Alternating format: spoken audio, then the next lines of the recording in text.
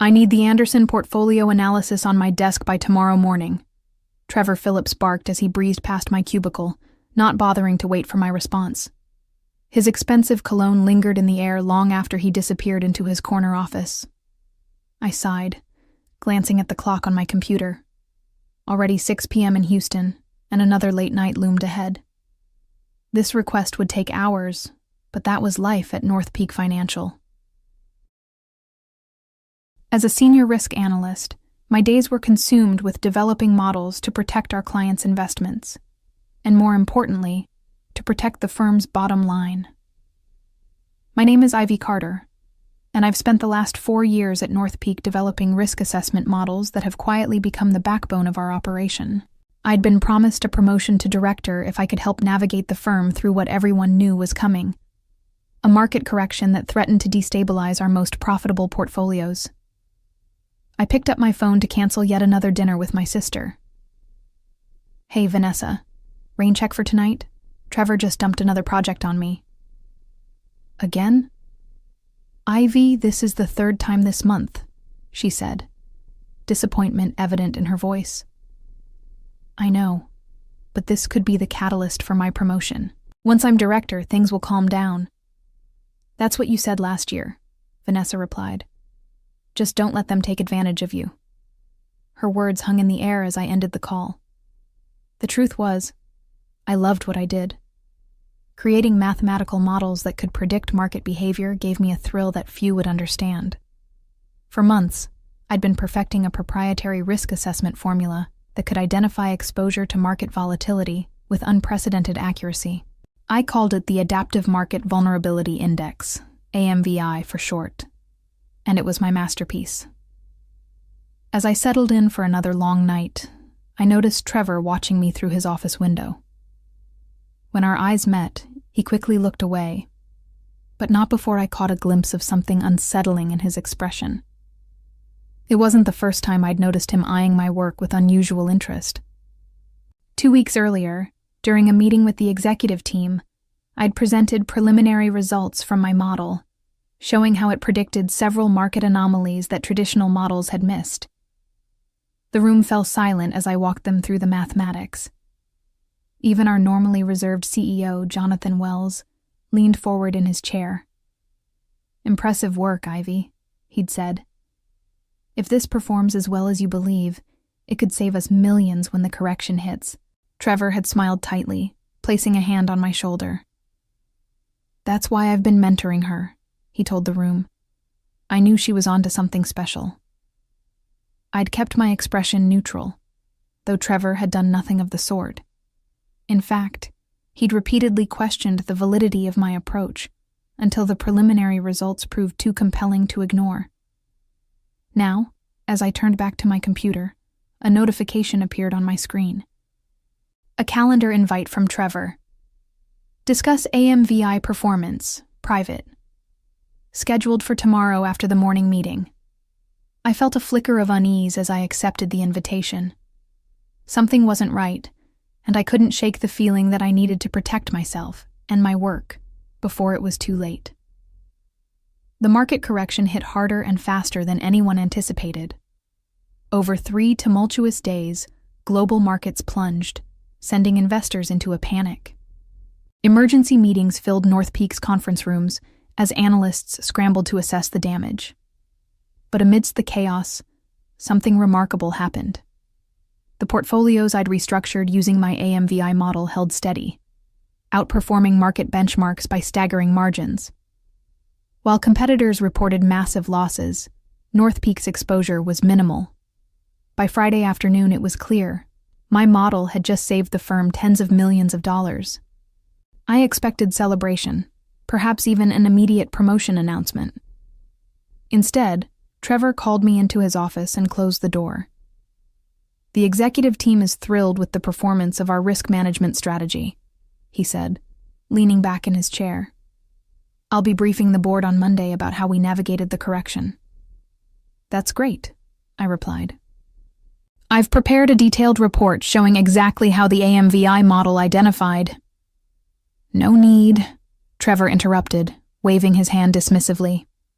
I've already compiled everything the board needs to see. He slid a document across his desk. This is the press release going out tomorrow. I'd like you to review it for any technical inaccuracies. I scanned the document, my heart sinking with each paragraph. The release detailed North Peak's innovative risk assessment strategy that had safeguarded client assets during the market volatility. It credited the leadership of Trevor Phillips, head of risk management, for developing the approach. My name appeared nowhere in the document. There seems to be an oversight, I said carefully. The AMVI model was my development. As head of the department, all work produced under my supervision falls under my purview. Trevor responded smoothly. The model was refined and implemented with my guidance and authority. But I created the core algorithm and... Ivy. Trevor cut me off, his voice hardening. You're an employee of North Peak. Your work belongs to the firm, and as your supervisor, I determine how it's presented to the board and the public. His smile didn't reach his eyes. You'll be acknowledged within the department, of course.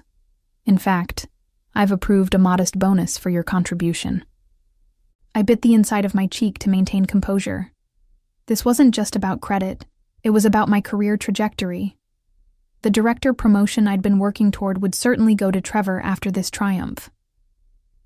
I understand, I said finally, placing the press release back on his desk. Excellent. Now, I need you to explain the stress test parameters you used. The board will have questions, and I want to be thoroughly prepared. For the next hour, I walked Trevor through the technical details of my model, watching as he took careful notes he would use to present my work as his own. As I spoke, a plan began to form in my mind.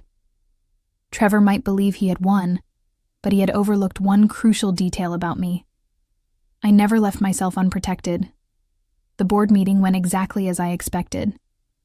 Trevor emerged from the conference room with a triumphant smile, surrounded by congratulatory executives. As they passed my desk, CEO Jonathan Wells paused. The risk strategy performed brilliantly, he told me. Trevor mentioned you helped with some of the technical implementation. Good work. I forced a smile. Thank you, sir. Later that afternoon, the company-wide email arrived. Trevor had been promoted to Executive Director of Risk Management, effective immediately. The announcement cited his visionary approach to market volatility and development of proprietary risk assessment methodologies that positioned North Peak ahead of the market correction. As colleagues stopped by his office with congratulations, I remained at my desk, quietly adding the finishing touches to a document I'd been preparing for weeks.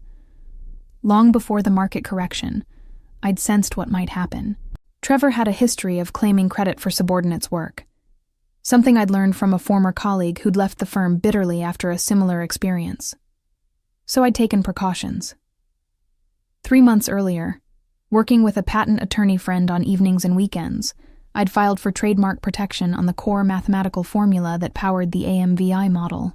The application had been carefully worded to cover the unique algorithm while excluding any proprietary North Peak data or specific implementations. According to my employment contract, general mathematical concepts I developed were not automatically company property, only their specific application to company systems. The trademark had been granted 2 weeks ago. After the markets closed, Trevor stopped by my desk, wearing the self-satisfied expression that had become his trademark. I wanted to personally thank you for your hard work, he said, loud enough for nearby colleagues to hear. The bonus should hit your account next pay period. He leaned closer, lowering his voice. You're great with numbers, Ivy, just not the ones on your paycheck. I looked up, meeting his gaze steadily. Congratulations on your promotion, Trevor. You deserve everything that's coming to you. He seemed momentarily puzzled by my calm demeanor, but quickly recovered. I'm glad you understand how things work. I'll need the Anderson portfolio metrics updated with the new risk parameters by tomorrow. Of course, I replied. I'll leave everything ready for you. Trevor nodded and walked away, unaware that I'd just spoken literal truth. I would indeed leave everything ready, not just the Anderson portfolio, but detailed documentation of the AMVI development process, copies of my original work, and evidence of the dates when each component was created. I saved the email draft I'd been composing, setting it to send automatically at 9 a.m. Monday morning. The subject line read, "Resignation effective immediately." The attachment was a formal notification that any continued use of the AMVI methodology would require proper licensing from its registered trademark holder, me. What Trevor didn't know was that I had already scheduled a meeting with North Peak's largest competitor for Tuesday morning. They were very interested in licensing my algorithm. Monday morning arrived with a crisp autumn chill. I entered North Peak's gleaming office tower for what I knew would be the last time, nodding to the security guard as I swiped my badge. The familiar ping of the elevator and the quiet hum of the office felt suddenly foreign, like visiting a place I'd once lived long ago. I settled at my desk, powering up my computer for the final time. At precisely 9 a.m., my resignation email would automatically send to Trevor, Human Resources, and Jonathan Wells. I'd timed it perfectly. Trevor always held his newly established executive director's brief at 9 a.m. on Mondays, presenting to the senior leadership team. I spent the next hour methodically clearing personal items from my desk, careful not to draw attention. A photo of Vanessa and me at the Grand Canyon. A small jade plant I'd kept alive for 3 years. A coffee mug with a mathematical formula joke that only other analysts ever understood. Each item disappeared into my bag as I systematically erased my presence. At 8:55 a.m., I took one last look around, then walked calmly to the restroom where I waited, watching the seconds tick by on my watch. At precisely 9 a.m., I felt a subtle vibration, my phone confirming the automated email had been sent. I emerged to see Trevor's assistant hurrying toward his meeting room, a concerned expression on her face. Through the glass walls, I could see Trevor presenting confidently to the executive team. Then I watched as he glanced at his phone, frowned, and continued speaking. Moments later, several other executives checked their devices simultaneously. Jonathan Wells stood up abruptly, interrupting Trevor's presentation. Even from a distance, I could see the confusion and alarm spreading across Trevor's face as he read whatever message had just arrived on his phone. I didn't wait to see more. With practiced calm, I walked to the elevator, pressed the button for the lobby, and left North Peak Financial for the last time. Outside, I took a deep breath of the morning air, feeling strangely light. My phone immediately began buzzing with messages and calls, all of which I ignored as I walked to a nearby coffee shop. Only once I was settled at a corner table with a cappuccino did I finally check my messages. 6 missed calls from Trevor, 4 from Human Resources, 1 from Jonathan Wells, and dozens of text messages. Trevor, what the hell is this? Call me immediately. Trevor, you can't trademark company property. This is grounds for legal action. Trevor, you're making a massive mistake. I sipped my coffee calmly, watching the messages pile up. Then I opened my email to read the formal response from Human Resources. Ms. Carter, we have received your resignation letter and the accompanying notification regarding the AMVI methodology trademark. This matter has been referred to our legal department for immediate review. Please be reminded of your confidentiality obligations under your employment agreement. A representative will contact you shortly regarding exit procedures and the serious concerns raised by your communication. Right on schedule. I had anticipated exactly this response, which is why I'd engaged Patricia Winters, one of Houston's top intellectual property attorneys, weeks ago. I forwarded the email to her with a simple note. It's begun. Her response came within minutes. Proceed as planned. I'll handle any communications from their legal team. The next message that caught my attention was from Jonathan Wells himself. Ivy, I'm concerned by your sudden resignation and the claims regarding AMVI ownership. I'd appreciate the opportunity to discuss this directly before matters escalate further. Please call my assistant to arrange a meeting today. This was unexpected. In all my planning, I hadn't considered that the CEO might reach out personally. I hesitated. then decided that speaking with Wells could provide valuable insight into how the company planned to respond. I typed a careful reply. Mr. Wells, I'm available to meet at 2 p.m. today at Patricia Winter's office. She will be present as my legal counsel. I included the address, then pressed send. As I finished my coffee, my phone rang with an unfamiliar number.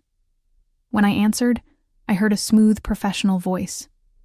Ms. Carter, this is Elaine Brenner, Chief Operating Officer at Veltri Dynamics. I understand you have something interesting to discuss with us tomorrow. Given recent developments, I'm wondering if you might be available today instead. The Veltri Dynamics offices occupied the top 3 floors of a sleek downtown tower, offering panoramic views of Houston through floor-to-ceiling windows. Elaine Brenner met me in the reception area personally, a power move that wasn't lost on me. As Veltri's COO and the first woman to hold an executive position at the firm, she had a reputation for decisive action and strategic thinking. Thank you for accommodating the schedule change, she said, leading me to a conference room where 3 other executives waited. Recent events made our team eager to accelerate our conversation. The recent events she referred to were now spreading through the financial industry like wildfire. Somehow, and I had my suspicions about who was responsible, news of my resignation and trademark claim had leaked to financial news outlets. My phone had been buzzing with notifications from financial news apps all morning, with headlines ranging from Risk Model Ownership Dispute Rocks North Peak Financial to the more dramatic Mathematical Mutiny, Analyst Claims Ownership of Market-Beating Formula. I appreciate your interest, I replied, setting my portfolio on the polished conference table. Though I confess I'm curious how you learned about the situation so quickly. Elaine smiled.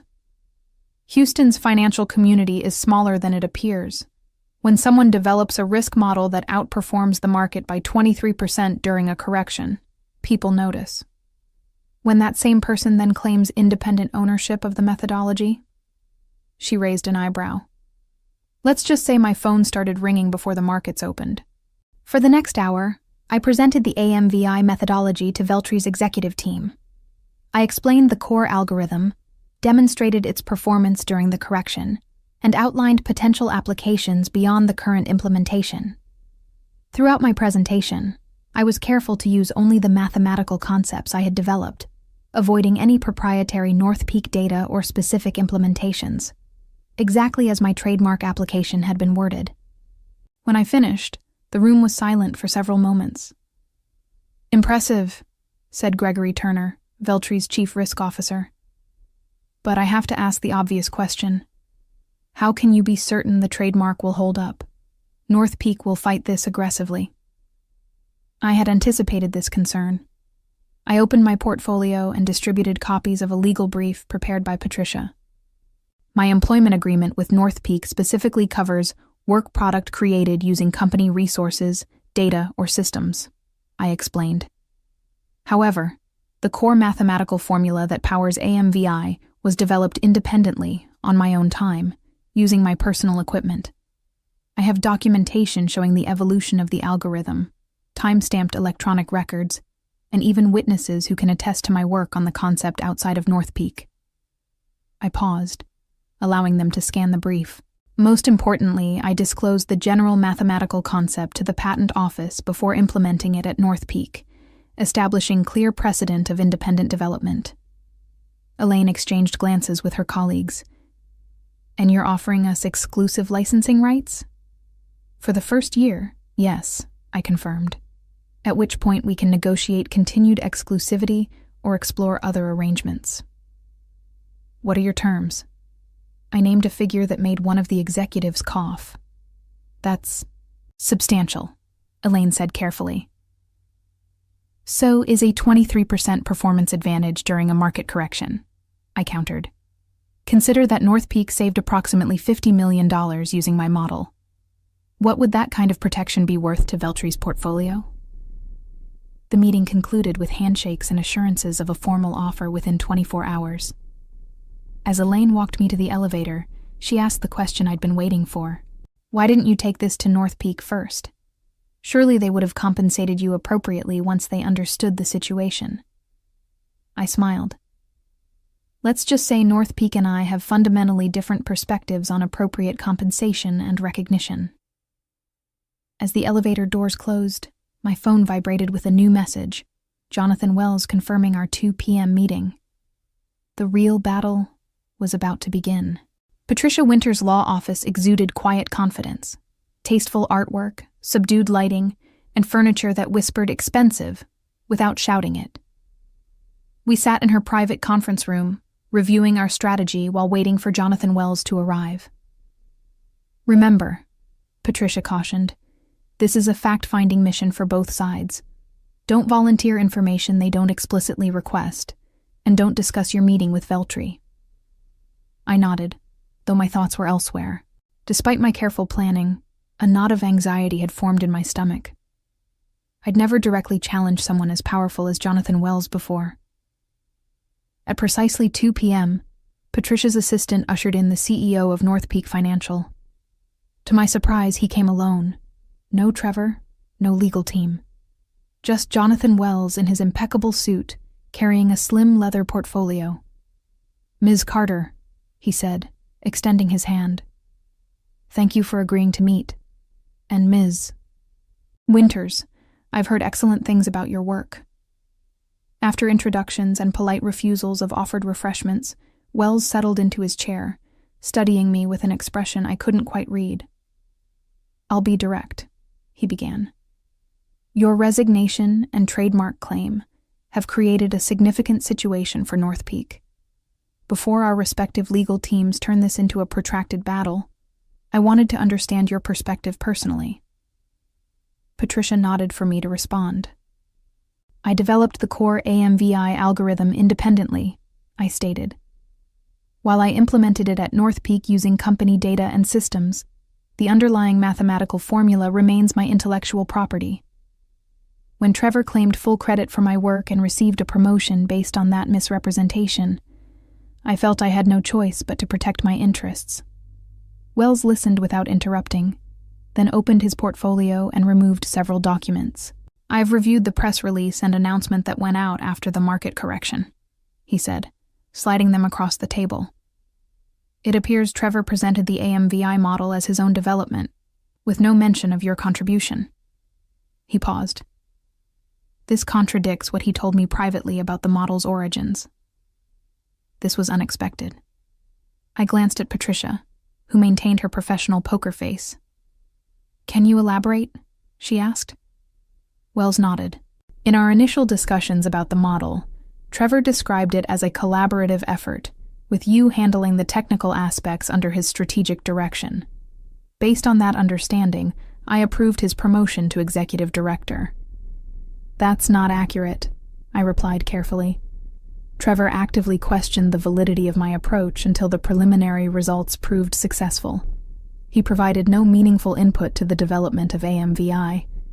Wells studied me, then reached for another document in his portfolio. "This morning, our technical team attempted to update the model parameters without your guidance. They encountered significant difficulties understanding the core algorithm." He looked up.